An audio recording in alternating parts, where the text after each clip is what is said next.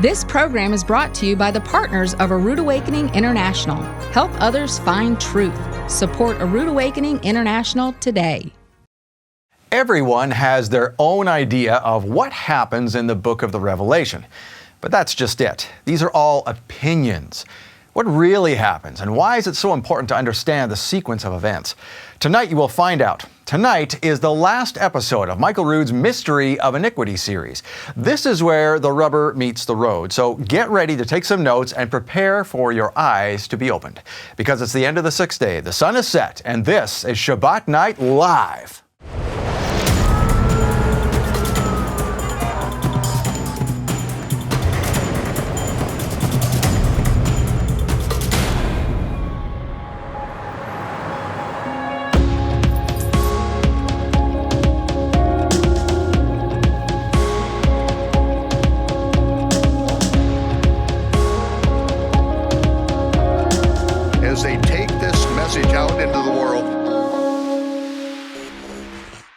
Well, Shabbat Shalom, Torah fans. Welcome to Shabbat Night Live with Michael Rood. So when is the rapture? Is there a rapture? And what must happen before the brimstone hits the fan, as Michael Rood would say? This is the all-important finale episode of Mystery of Iniquity. This is where you will finally understand how the events of the book of the Revelation come together. It's also the end of a series that you will want to have available for your friends and family. That's why we have it on Blu-ray or DVD, or you can even subscribe to our app and see it there. You can show your friends and family that way. And next week is Purim, according to the astronomically and agriculturally corrected biblical Hebrew calendar. We have a new calendar available right now, as a matter of fact, for pre-order, and it will be sent out to you right after Passover, and you can order yours right now at aroodawakening.tv/calendar. Now, speaking of Passover, it's the first of the spring feasts of the Lord, and we have a very special gift for you and your family this month that celebrates the feasts of the Lord. Let's talk about that with the founder of A Rood Awakening International, Michael Rood. Well, thanks, Scott. It's great to be with you. Great to be with you, sir. Thanks for joining us. This is something very special that a supporter of A Rood Awakening has helped us with this month's love gift. This is a card game called Go Feast. And this is a special card game that Rebecca Garvin made, and she actually corrected some of the cards in this. She had a previous version of this game that she created, and she corrected it to go along with your teachings. That's right. Instead of the rabbinic explanation for these things, it's so that people can understand the feast and the order of events and what the real feasts of the Lord are, rather than some of the rabbinic traditions that we've grown up with. Right, and the photos have been corrected as well. So we've got Pesach, we've got unleavened bread, Yom HaBukarim, we've got the Feast of Trumpets, Yom Teruah. So it's a very interesting thing, and we actually had a chance to talk with Rebecca about this and explain where this inspiration came from. So let's take a look at that. Okay. I'm holding in my hand the Go Feast card game that comes with the March Love Gift, and they are made by Rebecca Garvin. Rebecca has included her story on the first card in this deck, and they're all about the Yehovah's appointed times. Rebecca Garvin joins us today by Skype. And Rebecca, tell us about this card game. Where did this come about? Oh, this is an amazing story. We just briefly in 2010 lost our home, our business, and everything. And I think Papa really, Yehovah Elohim, really wanted to move us into a place where we would really listen to him really well. So we were learning a ton about from Michael Rood about the feasts and this new rhythm that I just absolutely am loving. I'm like a feast diva now. But my little girl, she was about 7 at the time. And we lived in a teepee, actually. So we lost our house, lost the business, and Papa moved us into this raw land, into a teepee, and the winters were really, really, really long, and it would get dark up here in Idaho, North Idaho, at like 3:30 in the afternoon. And so we were like, what do we do with the evening, because we didn't have any electricity. So my little girl and I decided that we would make some games to play that would teach us about the feast, all those wonderful things we were learning from Michael Rood. So we laid in bed and we made a huge game, but we narrowed it down into this little card game. So it has like all the feast days in it, from Shabbat to new moons to all the annual feasts plus the festivals. And we made this to be a twist on Go Fish. So it's a Go Feast card. So when you get done, you say Go Feast instead of Go Fish. But we really wanted to learn and really embed into our minds and our hearts the ways of Yehovah, and his ways are this rhythm. I love this rhythm. So this is how it started, in a teepee. Wow, that's great. Literally in a teepee. And I love the cards. Like you said, you created it with your 7-year-old, so they're very family friendly. We got Pesach, we've got unleavened bread, all the rest of it. This is a wonderful thing. So you can get this for your family from Rebecca Garvin's family. It's called Go Feast. It's part of the March Love Gift. And Rebecca, there's something else that you do with your ministry called Teshuvah Women, or what is that exactly? What is it called again? Well, the overarching ministry is Teshuvah Ministries with an H. So you can go to teshuvahministries.com. There you can find tons of different things, resources and stuff. You can find my store called Rebecca Co., where there's lots of these sorts of things there. But I also have a Ladies of Teshuvah group on Facebook. And I would really, really want to encourage, you are a mom, a woman in your community or with your family. You are responsible for showing your family how to walk this feast rhythm big time. You bring your beauty into this feast rhythm, and that's what I want to do, is encourage you to walk this beautiful feast rhythm with Yehovah Elohim, the annual feasts and all of them. So come over to Ladies of Teshuvah on Facebook and join up. All right, Rebecca, thank you for making this game, and thank you for joining us today on Shabbat Night Live. And there you have it. That's how these cards, Go Feast, came to fruition, and it's part of our March Love Gift. And this is you'll get the Go Feast cards with a gift of $100 or more. And if you go up to the $300 level, Michael, there's something here in front of us called a Kiddush fountain. I've never seen one of these before.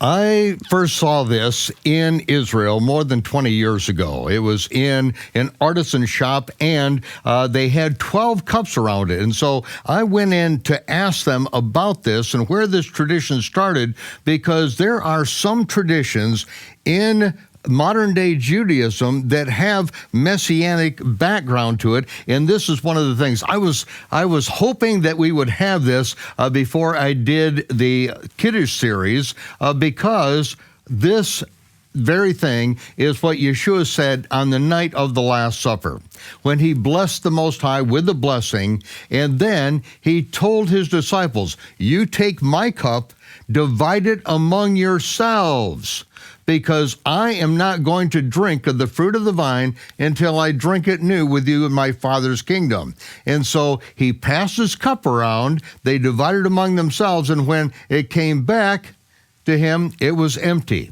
And he said, "This do in remembrance of me." Now, not only that this represents the renewed covenant in his blood, but the fact that he is not going to drink a drop of the fruit of the vine until he drinks it with us at the marriage supper of the Lamb. And so this is a rehearsal of not only a good thing that happened in the past, that our sins are forgiven. We've been washed by his blood. The covenant has been renewed, but also that he is going to wait until the marriage supper of the Lamb, and so it's a shadow picture of good things to come. Very interesting. That's fascinating to me that they have 12. This set that we have here, it's silver plated, very beautiful, but the one you saw, first of all, there's 8 cups on this one, but the one you saw in Israel was a fabulous representation that had 12, the same amount as the disciples. That's right. And so that's the tradition of 12, and that is what you see in Israel for the most part of the 12s. But we've got a smaller version. The one I saw was over $100,000. Wow. It was done by real artisans, and it was real silver, real gold. And so, they do go over the top on some of these things, but it still is an example of what Yeshua did with his disciples. An example of that, not exactly. I'm sure Yeshua didn't have a Kiddush fountain that night. Beautiful, though. And now folks can have this in their home as a representation of what you saw in Israel. It's beautiful. Great. Thank you for explaining that. All right. Well, what really happens in the sequence of end-time events? Tonight, you will find out everything you need to know in the final episode of Mystery of Iniquity. But first, let's do the Kiddush with Michael in just a couple of minutes. And this month's Love Gift has a unique way to serve that wine, as we just demonstrated. Take a look.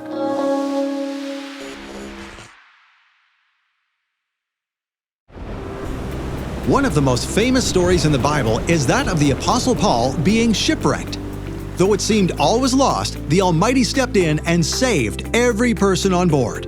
In his new teaching, Shipwrecked, Michael Rood reveals this event as a metaphor for our journey in life. and for our responsibility as believers to rescue those drowning in hopelessness. Is a picture of the journey in life. We are on a ship. You are on a ship. You are on the ship. And there are so many people around who are drowning. Shipwrecked is the final teaching in Michael Rood's epic love gift series on the Book of Acts. But it's not for sale, and you won't see it on YouTube. The only way you can get it is to accept it as our gift, to say thank you for your donation to A Rood Awakening International. You'll get this exclusive teaching for your love gift donation of just $50. Or with a donation of $100 or more, you'll receive the teaching, plus a family-friendly card game featuring the spring and fall feasts of the Lord, and a silver-plated 7-branch menorah with symbols of each of the 12 tribes of Israel. Or for a gift of $300 or more, you'll receive the teaching, the Feasts of the Lord card game, the 12 tribes menorah, and a breathtaking silver-plated Kiddush fountain.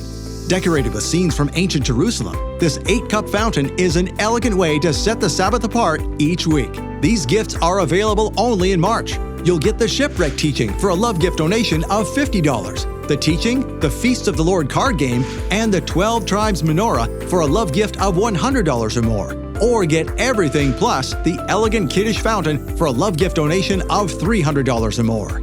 Act now. Supplies are limited. Call 888-766-3610. That's 888-766-3610 or visit monthlylovegift.com.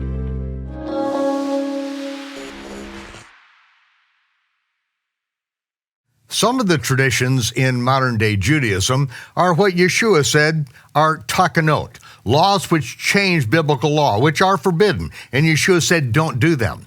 But other traditions are remembrances of good things in the past, and they are a shadow picture of good things to happen in the future.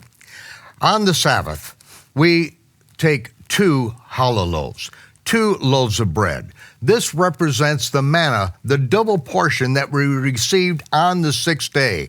This was God's provision for us. And this is what it continues to mean to us today. When Yeshua, just before his crucifixion, the night before his crucifixion, at the Last Supper that he had with his disciples, he took bread and he blessed, not the bread, he blessed the Most High. And he said, Baruch atah Yehovah Eloheinu melech haolam hamotzi lechem min haaretz. And he broke the bread and he said, this is my body, which is broken for you. As often as you do this, remember this. By his stripes, we were healed. And then he took the cup and he said, in the prayer of Melchizedek to Abraham, Baruch atah Yehovah Eloheinu melech haolam, borei peri hagafen. Blessed are you, Yehovah, our God, King of the universe, creator of the fruit of the vine. And Yeshua said, this, what you have been doing for 1,000 years from the time of Abraham, this represents the renewed covenant in my blood. This is how I will pay for the broken covenant. I will pay the death penalty and do this until I come.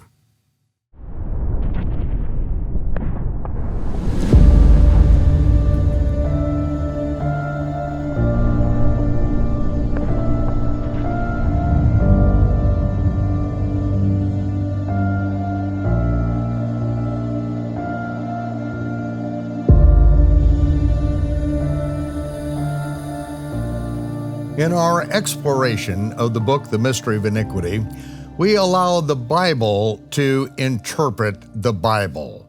We allow the scriptures to define its terms.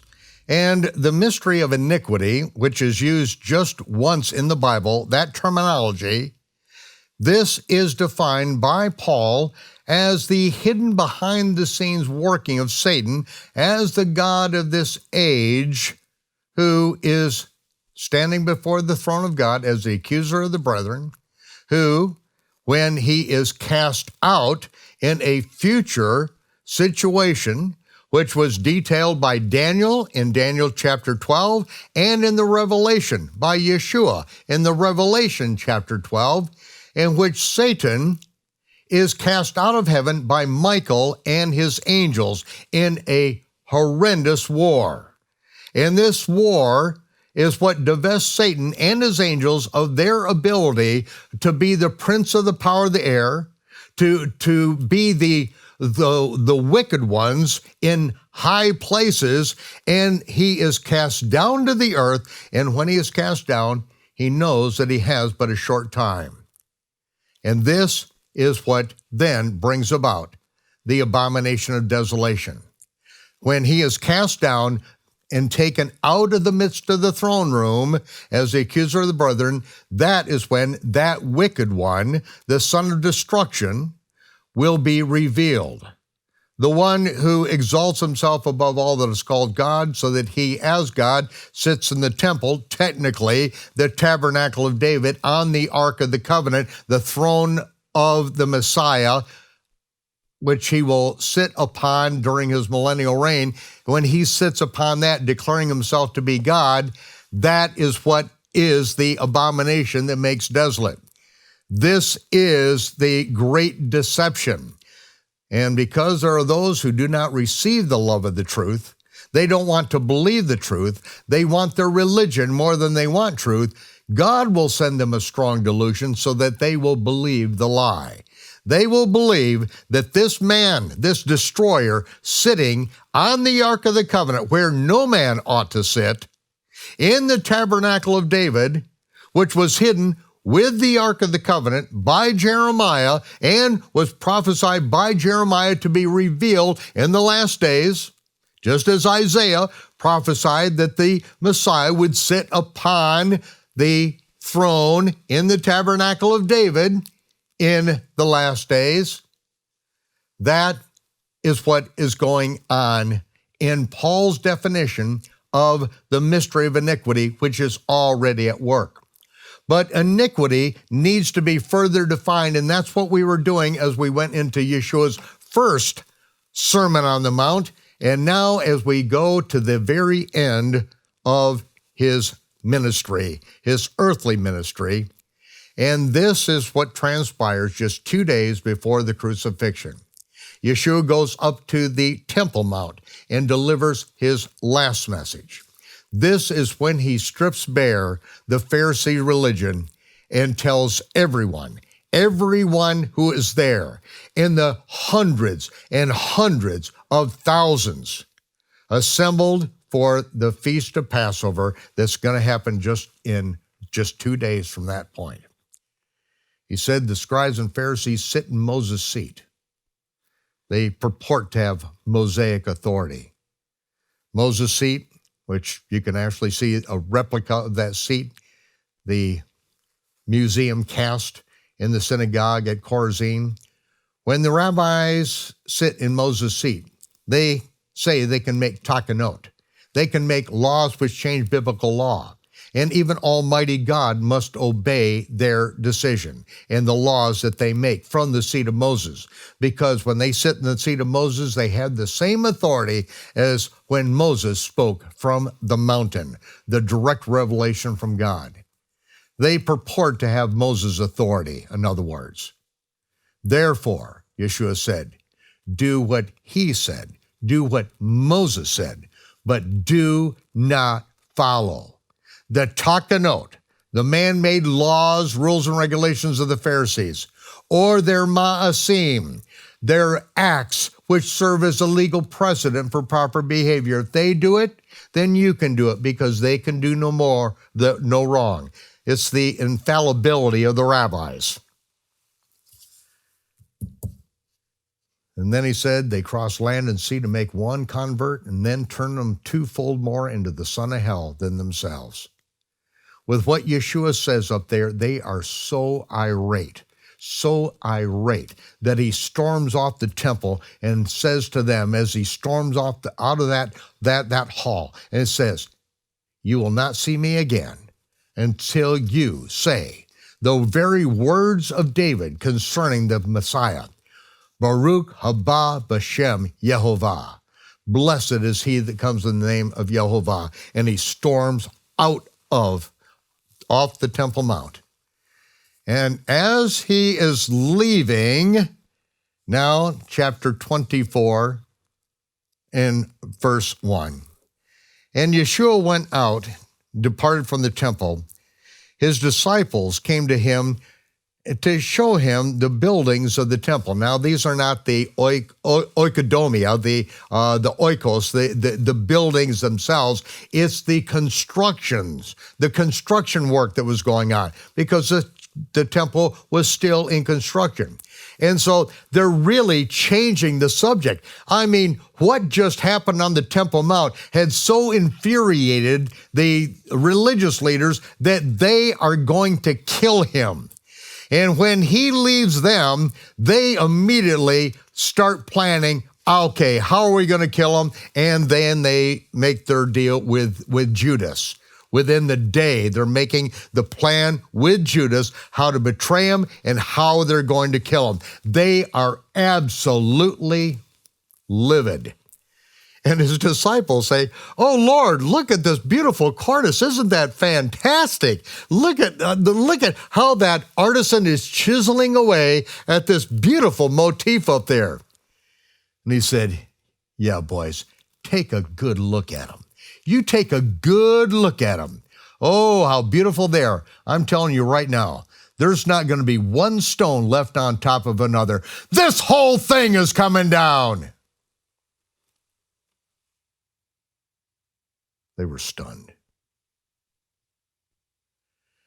They know that you don't destroy the temple without the entire fabric of the nation dissolving. It's gone. They knew the story of what happened. The millions that died, the people that were taken into captivity, the butchery that happened at the hand of Nebuzaradan, the captain of the host of the army of Babylon. The entire temple was destroyed at that time. And when he said that, it's like, wait, he's saying our whole lives are going to dissolve. There's not going to be one stone left on top of another. It wasn't that bad with Nebuchadnezzar. They shut their mouths and didn't say another word. They walked in stunned silence. Those words echoing through their mind, and they're, oh my God, oh my God. They get over to the Mount of Olives, crossing the Kidron Valley, climbing up in the hill. And then Yeshua then says to those three disciples, and that's all that's there at that time.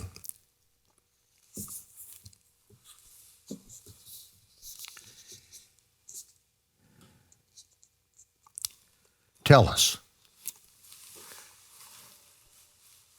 Said, tell us. When will these things happen? And tell us, what is going to be the sign of your coming and the end of the aeon, the end of the age? You've been speaking about these things. You've been speaking about the resurrection, that you will judge the living and the dead. You will raise the dead. You told us that you will fulfill all of these prophecies about reigning upon the earth, but it's not yet.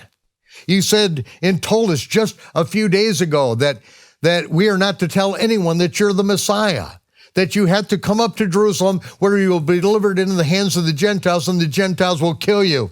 And what we just saw right there is like the Pharisees, the religious leaders would have killed you if you hadn't walked out. So tell us, you said you're going to return. Tell us, when is this going to happen? We need to know. And Yeshua answered and said, take heed. Take heed that no man deceive you.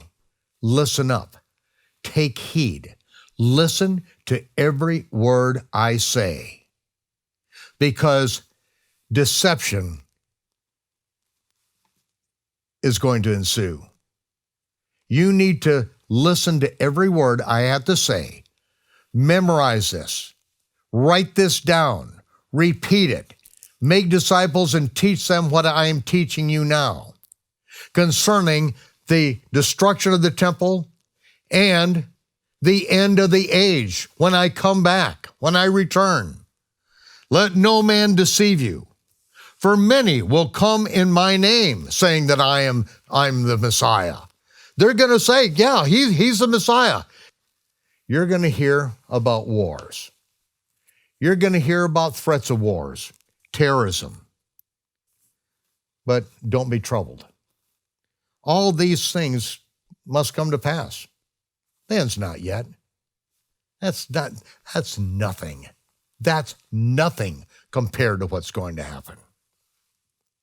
Nation is going to rise up against nation, kingdom against kingdom, ethnic group against different ethnic groups. They're going to divide up into the whites, the blacks, the Italians. We're going to divide up, and diversity is going to be the word on the street. Diversity. That's your strength, diversity. They're going to war against each other. Kingdom against kingdom. There's going to be famines and pestilence and earthquakes in many places. All these are just the beginning of sorrows. And this what the same order of events that we see as Yeshua strips the seals in the book of Revelation. All of these elements right here that he says are in the exact same order. Why? Because he's elucidating on it in the book of the Revelation. That's to whom these people, when they've made disciples, have learned this stuff. And now, 60 years after the ascension, Yeshua then reveals the rest of the story to his servants, not to the innocent bystanders, not to the people that just want to read a couple Bible verses and say, this is what it means to me, and then go off on their psychobabble. No. These are the exact same order. These are the beginning of sorrows. Then they will deliver you up to be afflicted and shall kill you. You will be hated of all nations for my name's sake. Again, the book of Revelation, the souls under the altar who are crying out for vengeance. How long, O Lord, holy and true, do you not avenge our blood upon those that dwell upon the earth? He said, rest. You got your white garments, rest, because there are other servants, your fellow servants. They're going to be killed, just as you were. The souls under the altar crying out for vengeance. That's a figure of speech. It's just like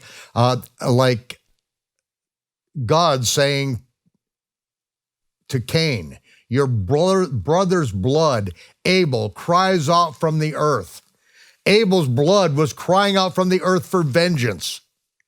Was it literally crying out? No, it's a figure of speech. It's a picture to help us understand. No, their work is done. Their garments are white. They did their job. They're dead, but other people are going to die too. You're going to be hated of all nations. They are going to rise up and they're going to kill you and think they're doing a service to me.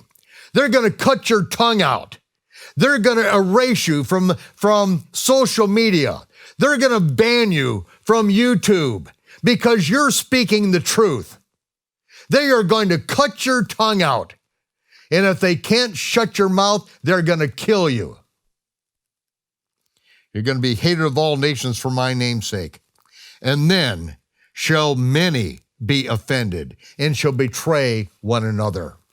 What is this? Many shall be offended. The word offended in the Greek is scandalizo, from which we get the word scandal. Scandalizo is not entrapment. Scandalizo, which we get the word scandal, is when you catch somebody doing what they're doing in their own natural habitat. It is it's also translated as snare. How do you set a snare? You observe where your prey goes to water, where it goes to feed, where it goes to salt block, where its natural pattern is. And then you put a snare and you cover it up so that it looks like the natural habitat. And so then, while the prey that you're attempting to take is going about its normal routine, going about its normal expectation. I'm just going to where I always get food, where I always get fed. And they step into that snare and bam. This is the word scandalizo. Scandal, getting caught doing something that you're doing anyway. Whereas entrapment, that's different. Entrapment in police work is illegal. You can't bait somebody to do something illegal and watch them, and then when they do it, then you arrest them. Now, it's still done, but it's called entrapment. You can't get somebody to do something by baiting, like a mouse. Put cheese on this little wooden plank with all these springs on it and get the mouse to come and nibble on this. A mouse is not going to go over there naturally. He has to be baited, and then the trap is sprung when the bait is taken. But scandalizo, Yeshua said many. He's talking about those who follow him. And this is why we have to be very careful and take heed to every word he says, because we will be offended when they betray each other. It says right here, many shall be offended and betray one another and hate one another. He's talking about the believers. Why are they going to hate and betray each other? Because the snare that has been set, the scandalizo that has been set by Satan working behind the scenes, who has his own people who say that Jesus is the Messiah, but they've made up their own religion. That they say, oh, all you have to do is this prayer and you're saved. Once saved, always saved.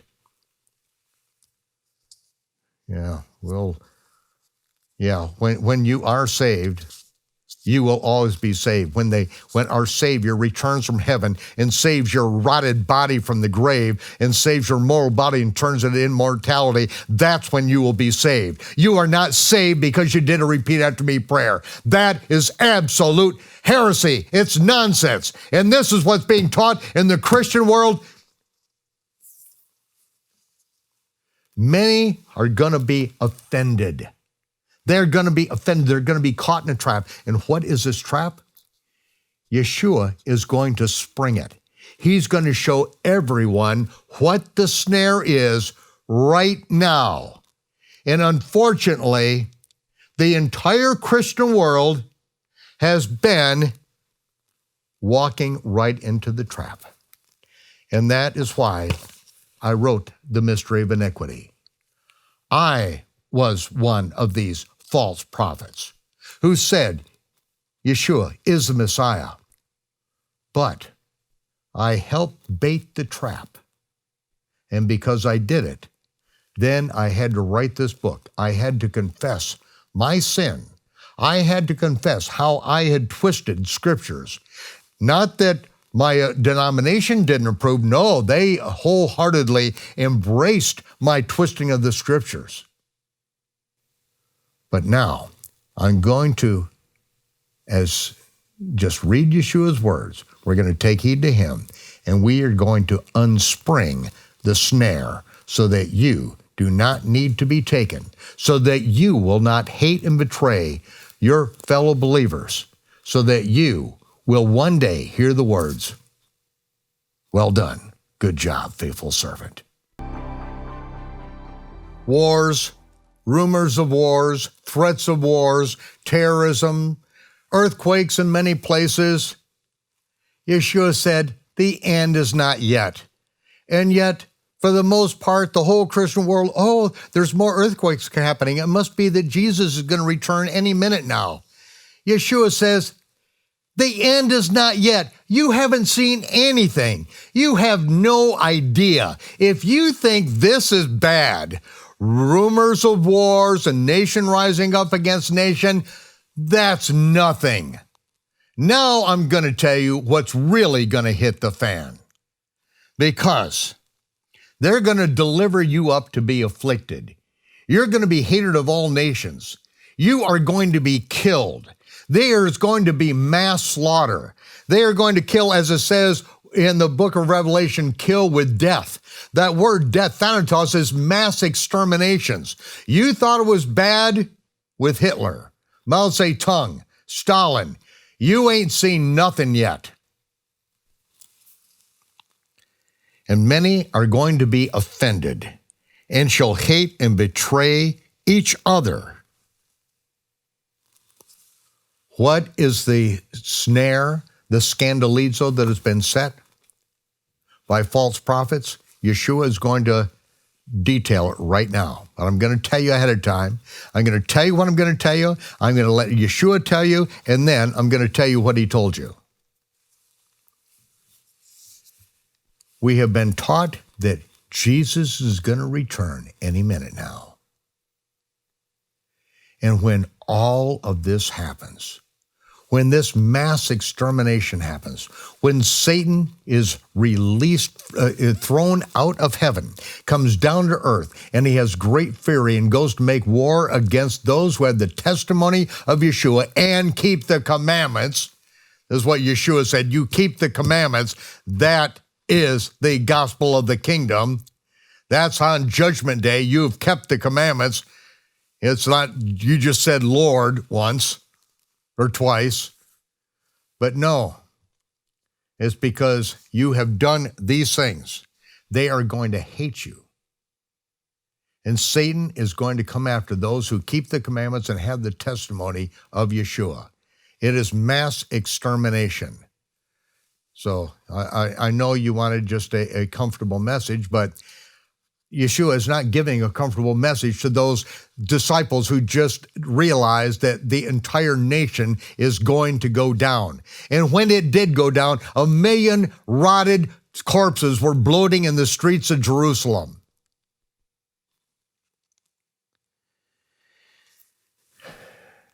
The scandalizo is everyone thinks they're getting out of here. And when it doesn't happen, they're going to know they've been lied to. Their whole religious system has lied to them their whole life. They told me that he's going to come back at any time. All we have to do is see more earthquakes and a little bit more terrorism, stuff like that, and floods and some pestilence and swine flu increasing. And then he would be, surely he's going to return anytime. No, he's going to tell us about this. But this is a snare that has been set. Everyone is going through life just la-di-da-di-da-di-da, not doing what Yeshua said, not living as priests and kings, and putting forth their authority to rule by prayer and fasting. Because we are not doing that, we are just living life of Riley. We are going to be taken, and we're going to hate and betray each other to death. That's the snare, and now Yeshua is going to lay it out. And many false prophets shall arise and deceive many.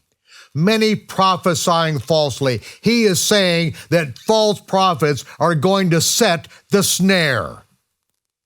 He's going to say and deceive many. That's why he's saying, let no man deceive you. Listen to me. Don't listen to these morons who pray around with the Bible. This is my Bible. I believe it says what it says it doesn't. Whatever that mantra is.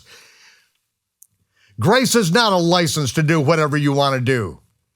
Grace is a divine empowerment to live a holy, a righteous, and a godly life in the midst of a sick, twisted, and perverse world. And that sick, twisted, and perverse world is a world of religion. Religion is a broad path that leads to destruction. Everybody is religious. Everybody. The atheist. God, what a religious group of people. The Muslims, very religious. Everybody's religious out there. Everyone's made up their own rules and regulations. You kill enough infidels and you get 70 virgin prostitutes in heaven. Or whatever it is. That's a Muslim heaven.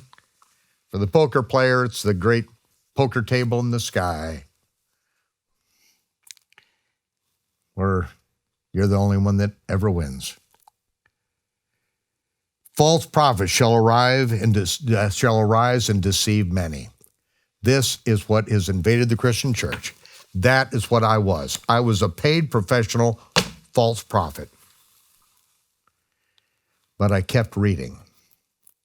And because iniquity shall abound, the love of many shall wax cold.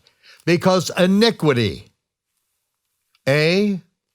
without, nomia, Torah. Because Torahlessness shall abound. Living without the constraint of God's Torah. Because that is going to abound. Because false prophets are going to say, they're going to break the commandments of God and teach others to do so. These false prophets who are called in the kingdom of heaven cow dung, they are setting the trap, deceiving everyone. And because their anti-Torah, their Torahlessness shall abound, it will permeate the Christian church. It will permeate those who say they follow him and say, Lord, Lord. And didn't we cast out demons in your name? Didn't we fly in our jets to the uttermost part of the earth and preach the name of Jesus and raise money? Didn't we do that? Because anomia, being without teaching against the Torah, violating the commandments of God, and teaching other people they're free to violate the commandments of God, because that is going to abound. Among the followers of Yeshua, it says, the love of many shall wax cold. Wax cold. And really the picture is cold wax. You know, grow cold, well, it's more like that. It's like stone cold brittle. The love is going to go cold. They're going to hate and betray each other to death because they thought they were getting out of here. They thought that the Torah had been done away with and they could do whatever they wanted to. They didn't realize that they're simply in training for the millennial reign of the Messiah.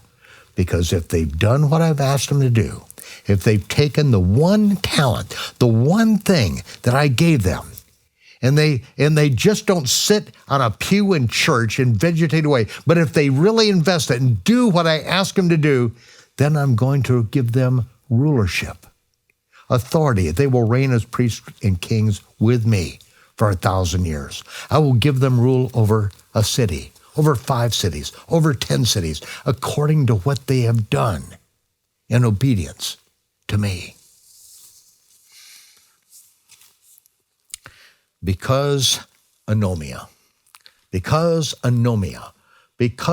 of Torahlessness, the love of many will wax cold, but he that shall endure to the end, the same shall be saved, shall be rescued. No, you're not saved yet. We are not saved until the end when our Savior rescues us, when he saves us. That's when we're saved. Once saved, always saved, yes. But you are not saved. Nobody got saved. That's the biblical perspective. Not kind of sappy, come forward and ask Jesus to come into your heart. That's a cop-out. And then Yeshua said, and this gospel of the kingdom shall be preached in all the world for a witness. This gospel, what he is preaching, not some kind of sloppy agape, not some kind of greasy grace, not some kind of prosperity gospel. Jesus just wants you to be happy. No, pick up your cross and follow me. They're going to hate and kill me. They're going to kill you en masse. But you endure to the end. and you will be saved. This gospel that I'm preaching is going to be preached in all the world for a witness. Period. Now we're going to punctuate this accurately according to the scripture. Then the end shall come. They ask about the end. Now he's going to tell them, then the end of the age. Then shall the end come, when you see the abomination of desolation spoken by the prophet Daniel. Whoso reads, let him understand. Oh, I'd like to. Except the abomination of desolation spoken by the prophet Daniel actually took place hundreds of years before and was written in the book of the Maccabees. It had already taken place. And what happened? That's when the Greeks came in and occupied Israel and Jerusalem. They forbid anyone from reading the Torah, from keeping the Sabbath, celebrating the feast, circumcising their children. In fact, when the Greek soldiers inspected the male children, if they were circumcised, they tied the child's ankles together with a rope and hung the child around the mother's neck, ran the woman and the child through with a sword, and hung her dead body from the wall of Jerusalem in order to quash people from keeping the commandments of God. Then, on December 25th, the birthday of Jupiter, the Greek sun god, or Zeus, Jupiter's basically the same thing, Roman or Greek. Jupiter, Zeus, the Greek sun god, on Jupiter's birthday, they put a statue of Jupiter on the Temple Mount and declared Jupiter to be God. On his birthday, December 25th, and then they sacrificed a pig, a sow, on the altar, roasted it on the altar, and that was the abomination that desolated the altar. And later they tore the altar down and discarded it all because it had been defiled. That was the abomination that made desolate. That was the first Greek Orthodox Sunday school picnic on Christmas Day. That had already happened. But Yeshua said it's going to happen again. When you see the abomination of desolation spoken by the prophet Daniel, whoso reads, let him understand. Unfortunately, you can't read about it because it was taken out of the King James, 1611 King James Version of the Bible in 1885 by the American and British Bible Societies, against the edict of the Archbishop of Canterbury, where the King James was originally printed, who then said it's a year in prison and hundreds of thousands of dollars fine to anyone who published the Bible without the book of Maccabees in it, without the Apocrypha, the book of Maccabees, because it tells us about Hanukkah, the Feast of Dedications, that is also, Yeshua went up to the Feast of Dedications, or Hanukkah, in John chapter 8. And more is written about what he did and said at that feast than any other time, except for maybe the Sermon on the Mount and the death, burial, and resurrection. But 8:12 through 10:42, all those words and all those incidents at the Feast of Hanukkah. But yet we don't know about them because the book of Maccabees was removed from your Bible. But the abomination of desolation, that must go down first. This happens 3.5 years from the telos, the very end. This is what the book of Daniel says. This is what the Revelation says. Yeshua tells us. Yeshua tells us it will be a time, times, and a half a time until the end. It will be 42 months. It will be 1,260 days. He gives it to us 3 times. How many times does he have to tell us this happens 3.5 years before the telos, before he returns? And here he says, all these things, but the end is not yet. But when you see the abomination of desolation, spoken by the prophet Daniel, that's when the end shall come. That is the telos, the beginning of the end, the suntalia, together with the telos. The abomination of desolation happens, and still it's 3.5 years from the end. Has the rapture taken place yet? No, it has not taken place. And then, if you're in Jerusalem, it says, get out of Dodge right now. You better hope it's not on the Sabbath. For then is going to come a time of tribulation such as the world has never seen. From that time and never will see again. And except those days will be shortened, there shall no flesh be saved. But for the elect's sake, those days will be shortened. He's going to cut it off before Satan destroys everyone, because that's what he wants to do. He is the one who is at war against God. And this is part of the war. Satan is down here in the man of sin, sitting on the Ark of the Covenant in the tabernacle of David, which had been revealed 3.5 years earlier when the Messiah confirms the covenant. And now it says, if they say, here's Christ, or there, don't believe them. It's not me. If they say, behold, he is coming in secret, he is in secret chambers, tamion, in secret, unseen, he's coming back and nobody's going to know he's come or gone, don't believe them. They're liars. I'm not coming back in secret. If they say I've already come back and you have to come see me, I'm sitting in the temple on the Ark of the Covenant, it's not me. If they say I'm coming back in secret, they're liars. They're liars. They're false prophets. I'm not coming back in secret. But I'll tell you what it's like. It's like lightning shining from the east to the west. It's like when I send forth the angels to gather the elect from the four winds of heaven, it's going to be like lightning ripping the sky open from the east to the west. There's not going to be a deaf, dumb, blind person that's going to be able to miss this. It is going to rip the entire sky open when I send my angels to the graves of those who are in the grave, and I raise them, their corrupted, rotted bodies, their burned, incinerated bodies, and I raise them up in an incorruptible body. And after I've gathered them, then those who are alive and remain, I will then change their mortal body into an immortal body. How fast will this happen? Paul says, I receive this by the word of the Lord. It'll happen in a moment, in the twinkling of an eye. When will it happen? At the last trump. That's the very last trump that Yeshua reveals to Paul.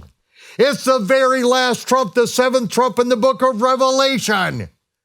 There's no secret rapture before then. The destroyer is not revealed until the fifth trumpet. Then the sixth trumpet. Then the seven thunders, which are so horrendous, the Messiah doesn't even want John to say what it was. It's gonna, you can take the scroll, you can eat it, it's gonna make you sick, but it's gonna taste sweet, because when the seventh trumpet, that's the next thing, when the seventh trumpet begins to sound, at the second it begins to sound, the mystery of God will be executed. And we are changed in a moment, in the twinkle of an eye, and we are gathered to the sea of fire and glass outside the throne room. And the mishkan in heaven, the tabernacle in heaven is open, and out walk 7 angels with the smoking wrath of the fury of Almighty God. And an angel cries out, no one enters the mishkan, no one enters the tabernacle until the bowls of wrath are poured out upon the earth. And one after another, they pour out the wrath of God upon the earth. We have been saved from the wrath to come. And when the last bowl is poured out, the cry goes out, it is finished. And those on the sea of fire and glass then wait to hear if their name is called to go into the tabernacle in heaven for the marriage supper of the Lamb. That is what is in store for all those who do what he says to do, who obey the commandments, who live their life for the Messiah now. They have a chance of going into the marriage supper of the Lamb. But even those whose names are not called, they get to come down with Yeshua and to live and reign as priests and kings on earth for 1,000 years when he takes the earth at the Battle of Armageddon.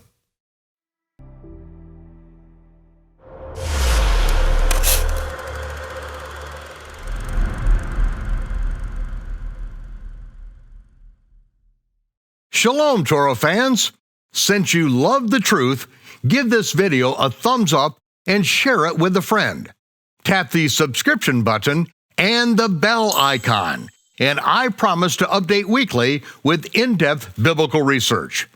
Be sure to download the new michaelrood.tv app for both mobile and home devices for even more commercial-free content.